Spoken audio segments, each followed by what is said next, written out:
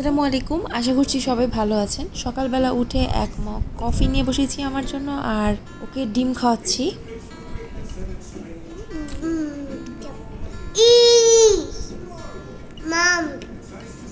তো মোয়ানা দেখে, মাউইকে দেখে সেটা বলার চেষ্টা করছে। ওকে খাইয়ে দিয়েছি, এখন আমি একটু রান্না সেরে ফেলছি। আজকে মুরগি ভুনা করব, শুটকি রান্না করব, ভাত খাবো আজকে। নর্মালি শনি রবিবারে আমরা ভাত খাই, মাঝে মধ্যে শনি রবিবার ছাড়াও হুটহাট করে ভাত খাওয়া হয়ে যায়। রাফি মুরগি ভুনা খেতে চাইছিল, এই জন্য ঝাল করে মুরগি ভুনা করছি, আর আমার জন্য একটু শুটকি রান্না করব। বাংলাদেশে যাওয়ার প্রস্তুতি চলছে, প্যাকিং করছি, একটু একটু করে সব গোছাচ্ছি। আর প্রতিদিনই একটু মানে কেনাকাটা করি, আমি যেটা সম্ভব হয় বাবুকে নিয়ে বের হয়ে গিয়ে কিনে নিয়ে আসি। আর উইকেন্ড ছাড়া যেটা আসলে সম্ভব না, সেটা উইকেন্ডে গিয়ে আমরা করার চেষ্টা করছি। আমি আসলে খুবই এক্সাইটেড, কারণ আমার বোনের বিয়ে। বাবুর জন্য আমি অনলাইনে কিছু ড্রেস অর্ডার করেছিলাম, সেগুলো আসছে। এখানে আসলে আসার পরে বাবুর জন্য নতুন করে আমি কোনো জামা কিনিনি, বাংলাদেশ থেকে যেগুলো নিয়ে আসছি ওগুলোই ওর হয়।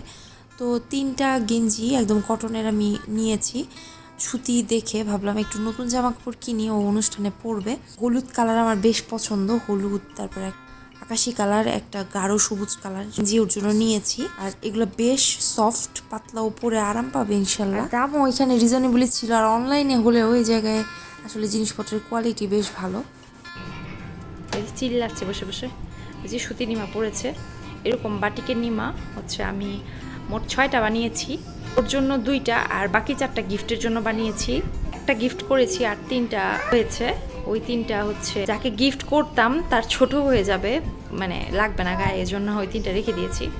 বাবা এখন ওকে গোসল করিয়ে দিব। চলো উপরে যাবো, চলো বাবার কাছে, চলো চলো। তারপর ঘুম পাড়িয়ে দিব। তারপর আমার অনেক কাজ আছে, লাগেজটা গোছাতে হবে, তারপরে টুকটাক যা যা কেনা হয়েছে সেগুলো হচ্ছে প্যাক করতে হবে। আর আরও এক্সট্রা আমার কাজ বেড়ে গেছে, যা দেখাবো আপনাদেরকে একটু পরে। এই হচ্ছে কেনাকাটার কিছু অংশ। এই সোপ পাম্পটা আমার জন্য নিয়েছিলাম, তো অনলাইনে অর্ডার করার পরে প্রোডাক্ট আসার পরে আমি দেখি আমি ভুলে 2টা নিয়ে ফেলেছি। তো একটা বাংলাদেশে নিয়ে যাব আমার মায়ের জন্য। এখানে দুলটা এর আগের ব্লগে আমি দেখিয়েছিলাম, এটা আমাদের বাসায় যে হেল্পিং হ্যান্ড মেয়ে আছে ওনাকে দিব। কিছু লিপস্টিক কিনেছি সবাইকে দেওয়ার জন্য, আর স্পেসিফিক এই লিপস্টিকগুলো আমার শাশুড়ির জন্য কিনেছি। উনি বলেছিল ওনার হচ্ছে কিছু কালার চয়েস আছে, ওই লিপস্টিকগুলো আমি নিয়েছি। আর গোল্ডেন রোজের লিপস্টিকটা আমার, এই কালারটা আমি পাইনি এখানে, তো ওইখানে ওনাকে দেখাবো, যদি পছন্দ হয় তাহলে বাংলাদেশের রোজের এখান থেকে কিনে দিব। আর এই হিজাব ক্যাপটাও আমার শাশুড়ি চেয়েছিলেন, তো ওনার জন্য নিয়ে নিয়েছি। আর টুকটাক অল্প অল্প করে কিছু কেনাকাটা সেরেছি। আমার বাবার জন্য একটা বেল্ট কিনেছি, মানে আমার আব্বুর জন্য, পিঠে ওনার মানে ব্যথা হয়, পিঠ পাকা হয়ে গেছে, তো ওই জন্য কিনেছি। এডিফিসের একটা ঘড়ি কিনেছি, এটা আমার বোনের হাজবেন্ডের জন্য। আর হচ্ছে একটা ব্যাগ কিনেছি, এটা আমার ছেলে ডাক্তার ছিল, মানে আমার যে সিজার করেছে তার জন্য নিয়েছি। সে আন্টি এই ধরনের ব্যাগগুলো ইউজ করে, খুব সুন্দর এই ব্যাগগুলো, বেশ কমফোর্টেবল, মোবাইল আর টাকা রাখা যাবে এরকম সাইজের ব্যাগ।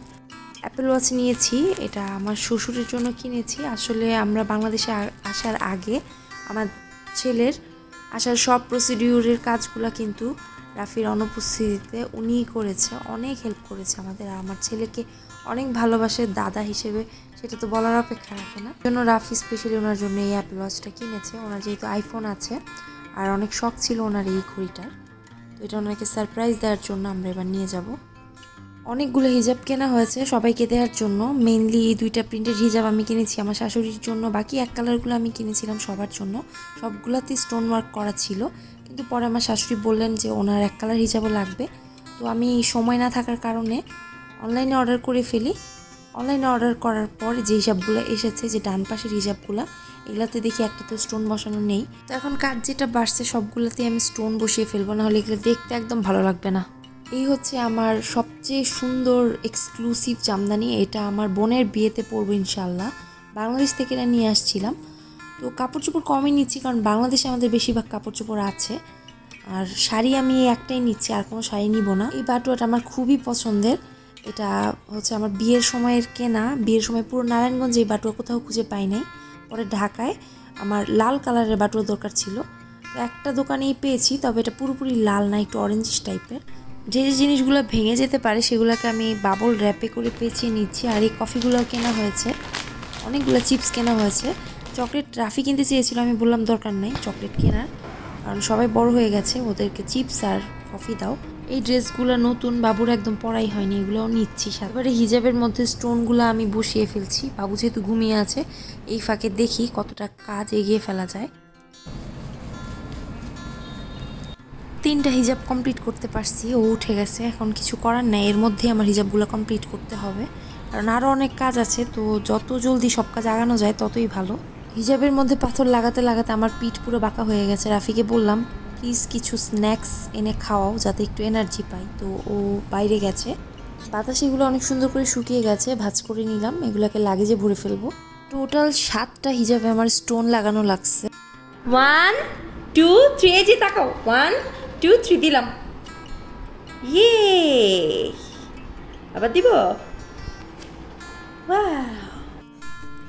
পিৎজা নিয়ে আসছে ডমিনোসের।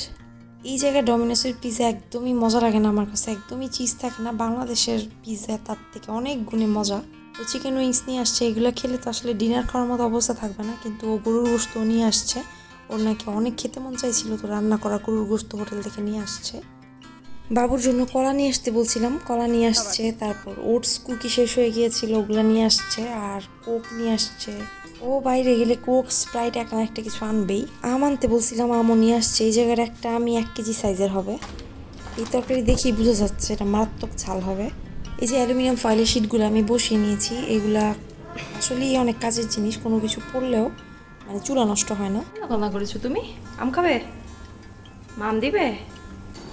আমরা খেয়ে ফেলেছি, এবার রাতে ডিনারটা ওকে করিয়ে দিচ্ছি।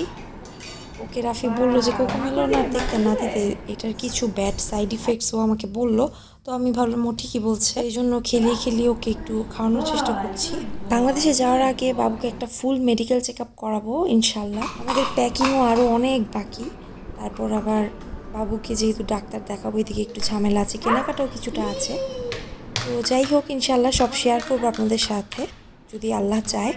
আজকের ব্লগ এখানে শেষ করছি, সবাই ভালো থাকবেন, আল্লাহ হাফেজ।